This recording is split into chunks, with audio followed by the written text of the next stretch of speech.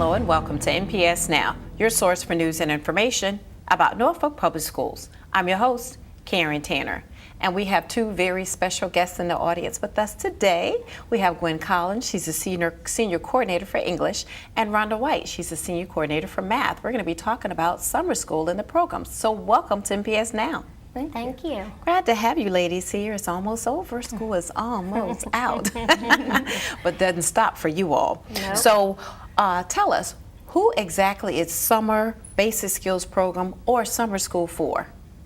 It's actually for those students that have struggled throughout the school year in grades 3 through 5, and we're just giving them additional time to avoid that summer slippage, that time to review and really go back and look at those basic reading and math skills. Yeah, so Gwen, why do we feel the need to revamp summer school?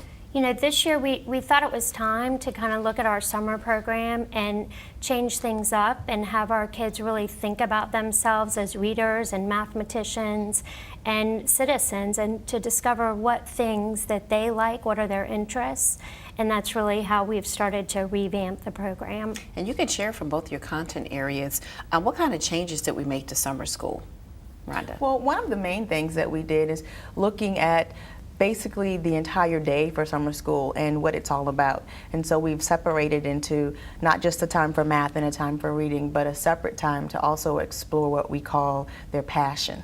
Mm-hmm. So what exactly is the theme for this year's summer school? And tell me about that, both of you.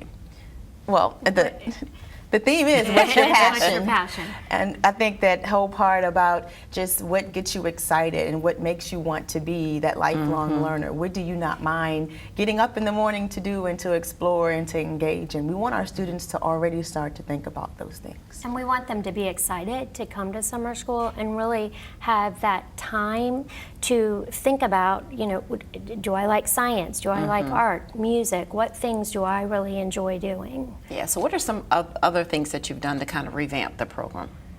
Well, as far as the English, the reading block, well, it's still going to have the same components that would go on during the regular school day, but we've made sure that there's time for them to read independently books of choice that will motivate them and get them excited and start to learn about their reading identities and who they are as a reader. You're doing something called One Summer, One Book. Oh, yes. So that's another theme, and I have a few little props here.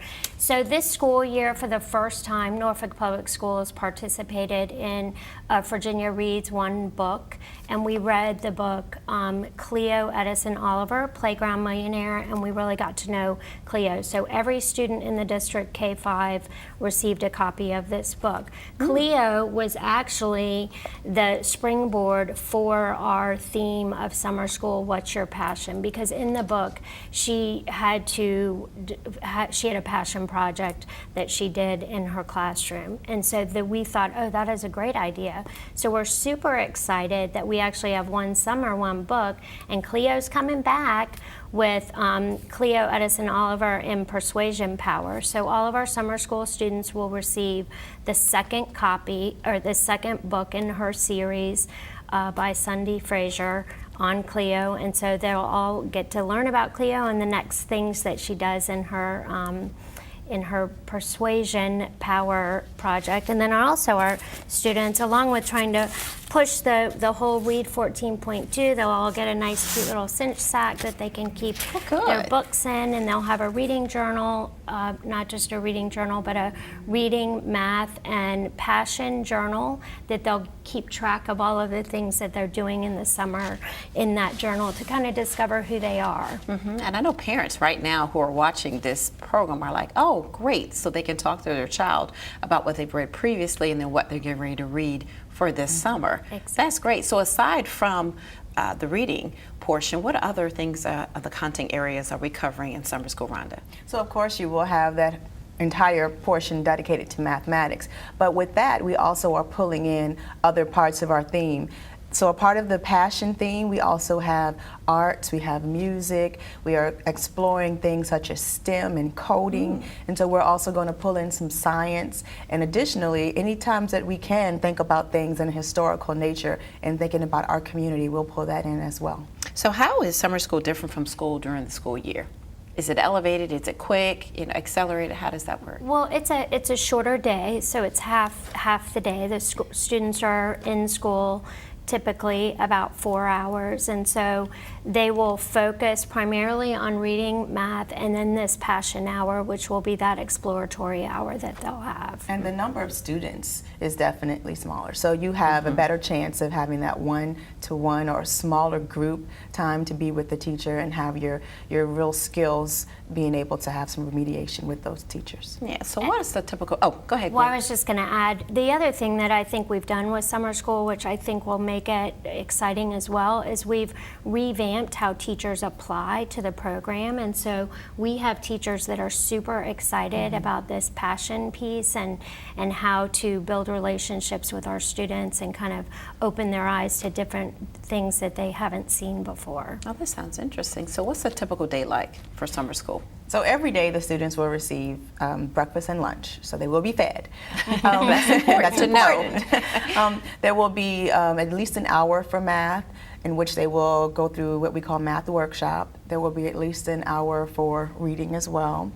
And there will be another time that hopefully is at least an hour for the passion hour, or as we were calling it, the passion and innovation hour. So as they're doing this, they will really take up their time, not just exploring reading and math, but then applying those things, whether it be in the STEM area or in arts, or if they're looking at the maritime community as well. Yeah, you know, I'm coming back to that. Passion must be the phrase word for this, Right. but what will that actually look like, the passion hour? So we have 3 themes that will rotate through the different schools. We have the STEM, in which they will heavily focus on coding, but they will also really hit that science part, in which we have a team from Ocean View Elementary that will come in and they will do maritime workshops with them and really digging into some things, including the oyster beds. Oh, that's So neat. then we also have the arts and the music, and as we are doing that, we have another organization coming in to work with them to do workshops. And then finally, we have Sounds like you have a lot we going do have on. a lot. We have no, that's it. We have That's it. music. Yes, Yeah, that's that is- enough. No, it I'm is thinking a that's lot. a whole lot. Right, Parents, I it hope they is have a whole lot. notepad and pen and writing this stuff down. Actually, they do. They have a journal. They do. So Oh, they good. will have their passion journal, and that's where they have the nice cinch sack, so they can keep that in there as well. But they'll be able to reflect and just to think about what they're learning and how that affects them. Before we started the show, I was talking about, vision boards, so maybe you guys Right. can do something like that with the students too. Well, Yes. there will be a culminating project at the end of summer school where they can do some type of project. It could be a vision board or a passion board, a flyer, a brochure, a skit on what their passion is. Right. So tell us about the community partners. We have lots of community partners. We've been working since probably January, February to partner with different community resources. So we have the Chrysler Museum is coming. They'll be part of that arts passion. They'll be working with our students on critical thinking. The Virginia Stage Company is going to come out and do storytelling workshops with the students. We have the Norfolk Public Library will bring the bookmobile to all of our sites. And along with that, they have STEM workstations that the students will work through, so fun innovation stations that they'll do. We have our very own Ocean View Elementary has their very own maritime lab, and they'll be visiting each site as well to look at oysters and how the importance of oysters to the Chesapeake Bay. And we have also our own NPS art and music teachers that would also participate and engage with our students. And they're not outside community partners, but they are our community, Right. and they are engaging with our students this summer. So we're excited about that's different for Right, us. that is different. And along with the arts and music, we also have technology teachers, coding teachers that are going to come in with it's called Kibo, a little coding robot that they'll work I've with. heard of that. Yes. All the Heard of students will be working with that as well. Well, this sounds exciting. It is. We're excited. Great. Well, thank you both for coming on the show today and letting us know what's happening with the summer reading program, math, science, music, you name it, coding. What's your It's for passion? everybody. What's That's your right. passion? What's your- So they need to go to the website for more information and to sign up, or do they sign up through their They schools? sign up through their schools, and so every school should know. And they, the schools are sending out letters to parents Perfect. as well, Great. inviting them to the summer program. And we just encourage parents to send your students every day, the entire summer. There will be incentives for perfect attendance and things of that nature. And we understand that there are vacations, but this is so important to just making sure the students are prepared for the following the upcoming year, Right. just to have those foundational skills. Thank you both. Oh, no, I'm sorry. I was Go going ahead. to say one more thing. We do have a special guest that will be joining us at the end of the summer that Yes. students are not going to want to miss. Top secret. Oh, It's a top secret, but it's Okay, pretty parents, sign your exciting. kids up. Thank you both. We're excited for this summer program. Thank you both. Thank you. And we want you to stay tuned for more. NPS Now.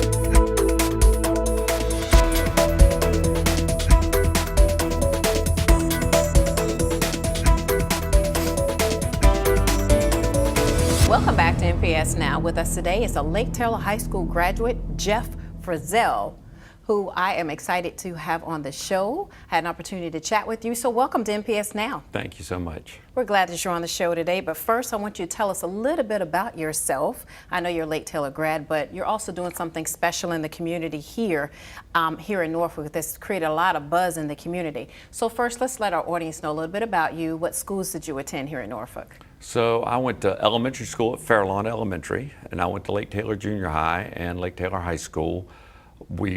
I grew up just about a block from Lake Taylor, and in fact, my parents still live there. Wow. So what is your current career? So currently I work in the film and television business, more film than television, producing movies.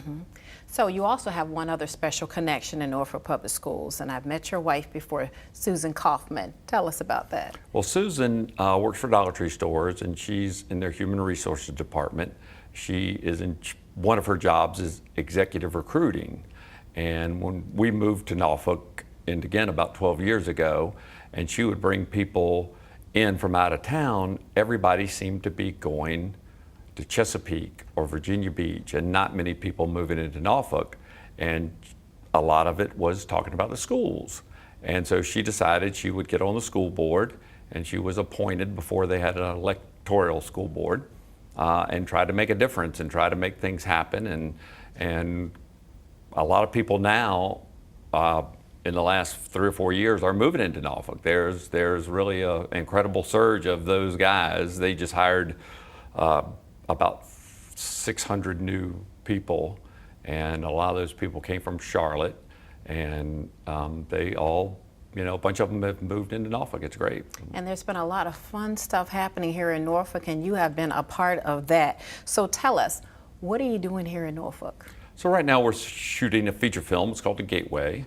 I'm producing it with a friend, Stephen Israel, who has longtime connections to Norfolk. He has lifelong friends. His parents met a Norfolk couple in the 50s in New York, and he's been vacationing and coming here, and he grew up with their kids, and they've become friends. And we met some years ago, and we started talking about doing some feature films here, and this will be our third one in the last 3 years. So what is this film about, if you're allowed to say? Yeah, sure. It's called The Gateway. It's actually set in St. Louis, Missouri, which is the gateway city.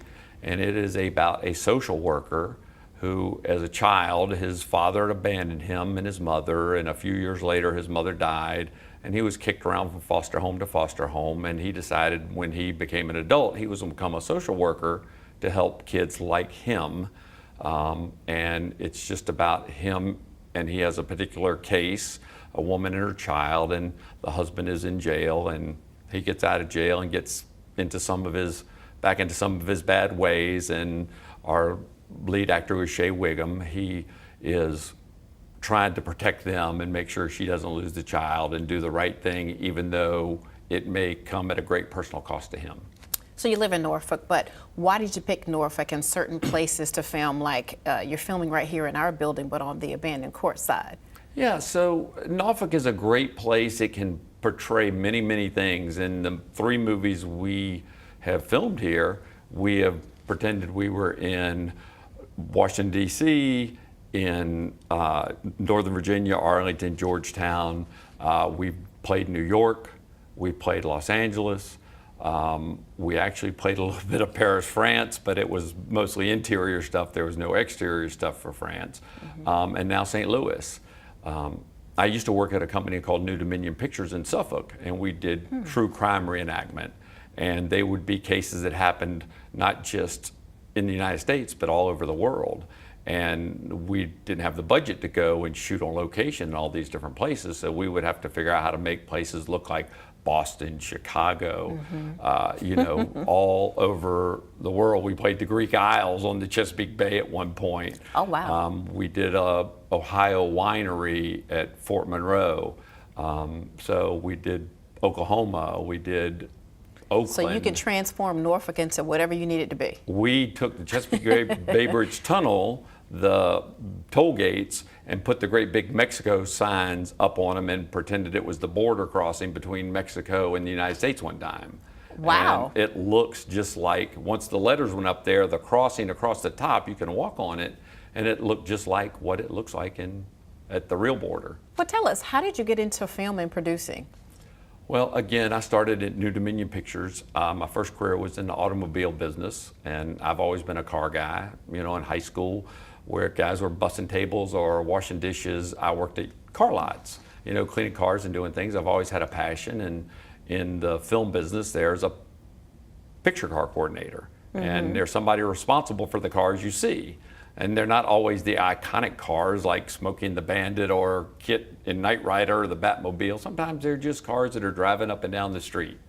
And in these particular shows we did with the crime reenactments, we would interview the policemen or the detectives or the agents, and if they said they were chasing bank robbers driving a silver Ford pickup, then you had to produce a silver Ford pickup. Okay. And because I'd been in the industry for about 18 years, I knew a lot of dealers and knew a lot of people, and it was pretty easy for me to get the cars. And a neighbor had worked at this New Dominion Pictures that is still out in Suffolk, still producing stuff, and mentioned it, and I started working out there and found out how much I loved it, and that's where you are now. And that's where I am now. Making movies. Yes, ma'am. So what advice would you give an alumni of Lake Taylor High School or even Norfolk students about getting into film and following their career goals and dreams?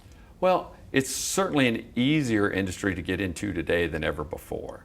With so many channels on television, cable, and so many venues Netflix, with yes, and Hulu, and now Amazon and Apple is now into the fray, and Google is into the fray.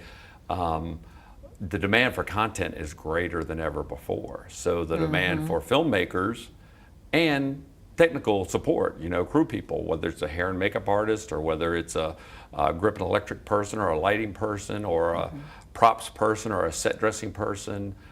It's just there's more opportunity than there's ever been.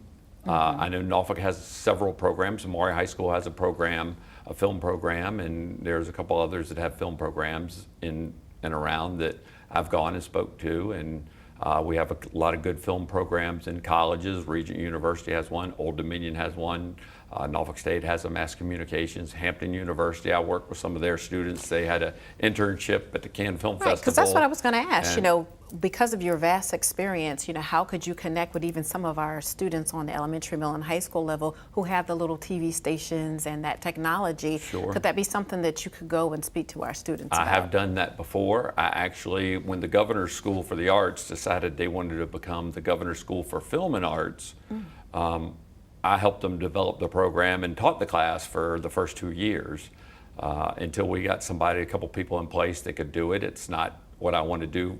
And when you're in the movie business and you're working 12 hours a day for, you know, 3 straight months on a project, it's hard to go and teach class. But I was able to get them started, and it was a lot of fun. I enjoyed doing that, and it's one of my passions. Kids I love. You know, I never wanted kids of my own.